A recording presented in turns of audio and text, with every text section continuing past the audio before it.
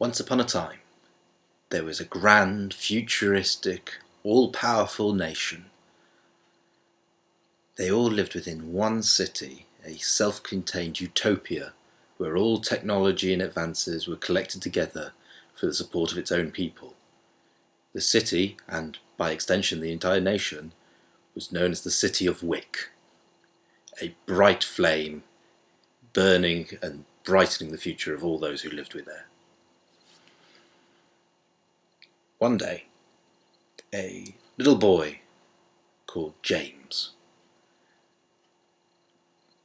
turned to his father and said, "Why do we all live in one city?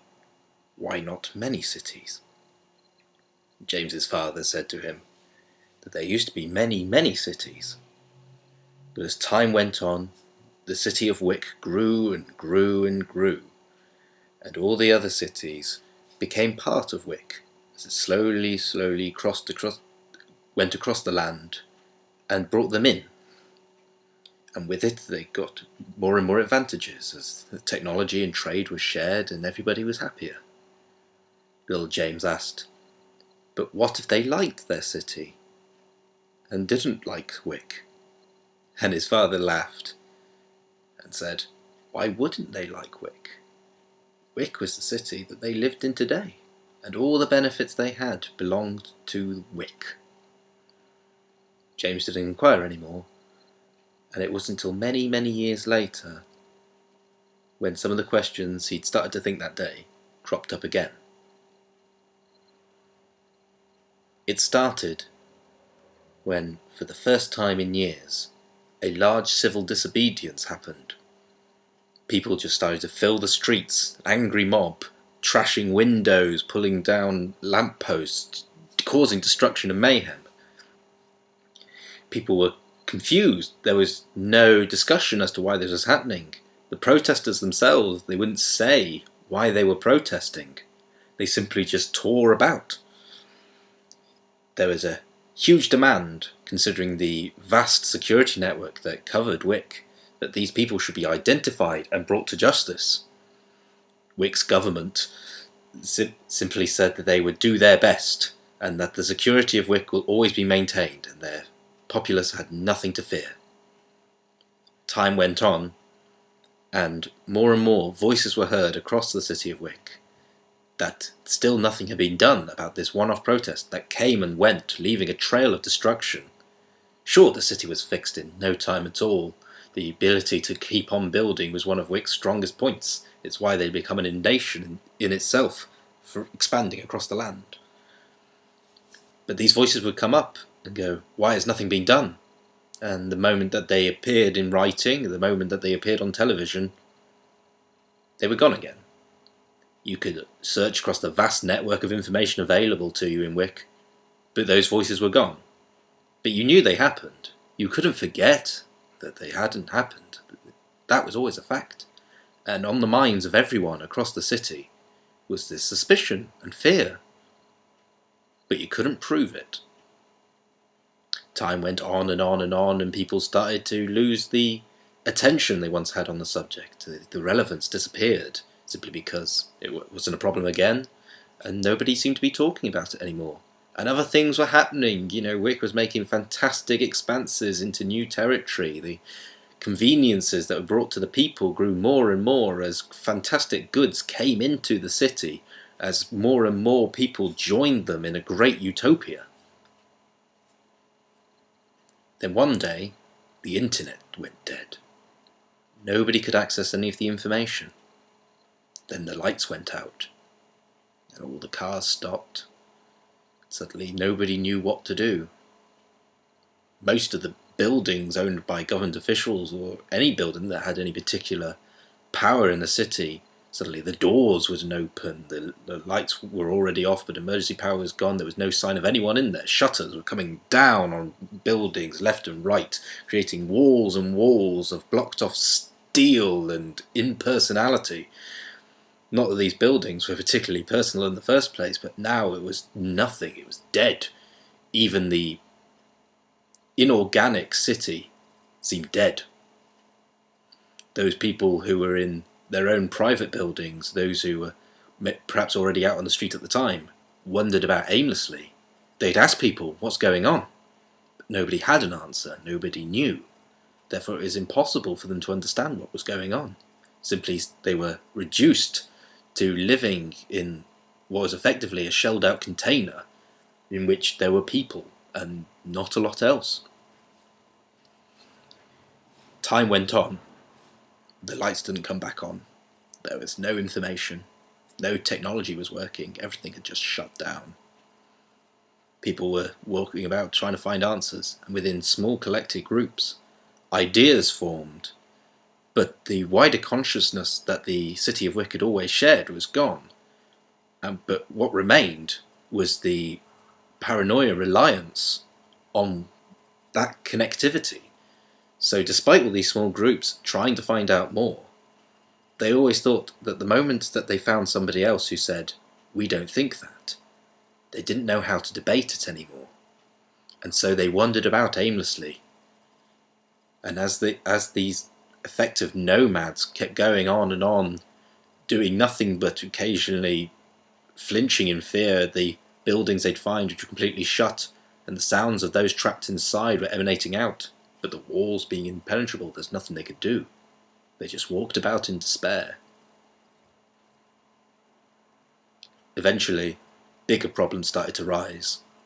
Some food was able to be found, because there was all sorts of convenience stores and stuff that were, sprouted across the city, but the largest collections of food, the supermarkets, the massive warehouses, they were too heavily controlled before, so now they were nothing but steel. Nobody could get in, nobody could access that food. And despite the amazing advances that had been made in preserving food so that great amounts of food could be provided to everyone, no matter their economic status, they knew that in time it would rot as well. There was nothing they could do about it. People started trying to take out buildings, but they soon found that in this amazing world that they lived in, where everything was laid out before them, there was very few materials from which anything could be made.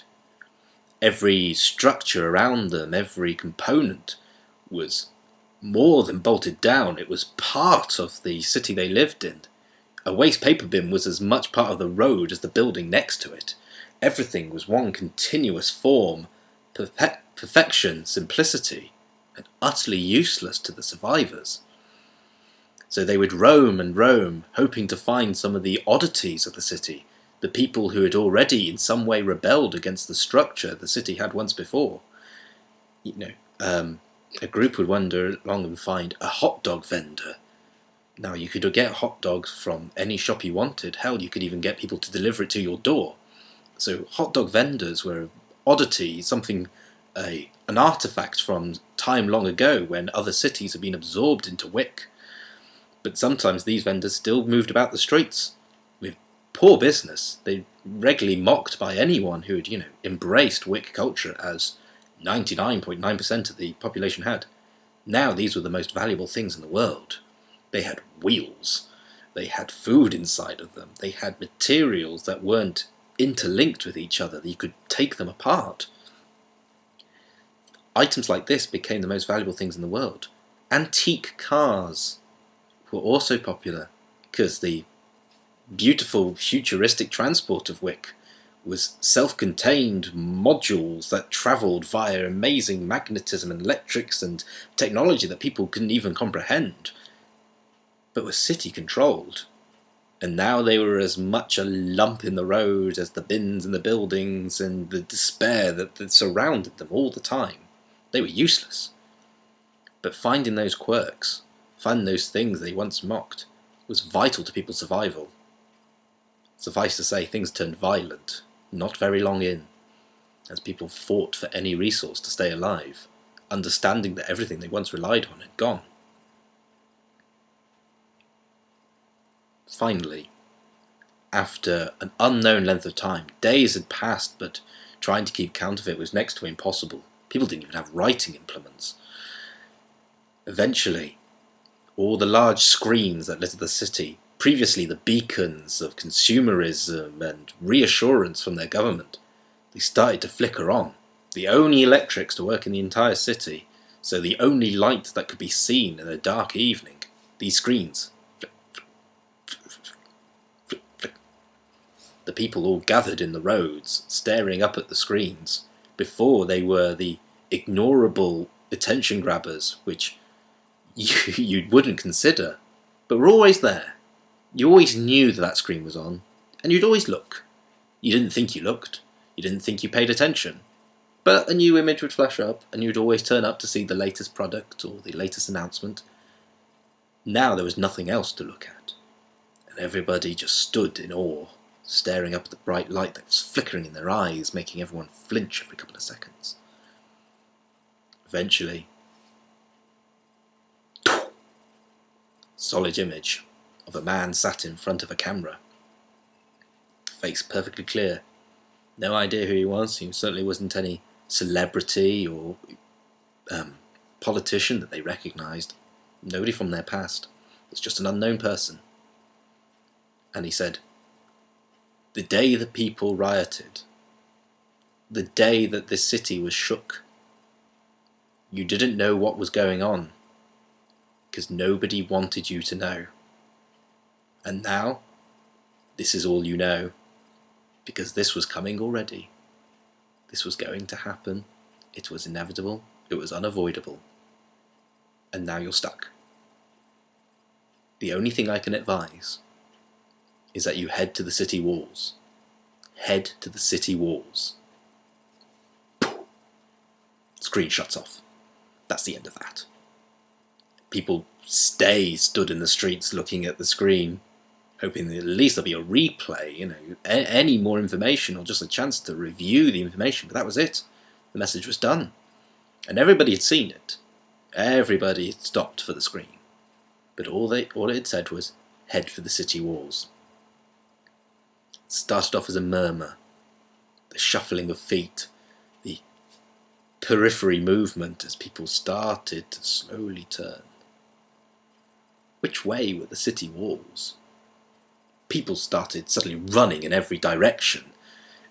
People knew the map of Wick. They could get to anywhere they wanted before. But it was irrelevant because the places they went were within Wick.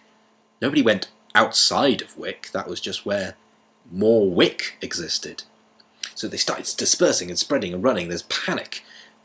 Despite the small number of survivors, it was more than enough people to have a crush of people barging into each other, desperation taking over modesty as people are thrown aside as everyone just runs, hoping to find the city walls.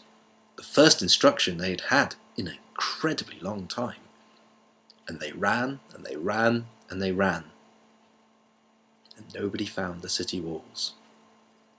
The only thing they found were the walls either side.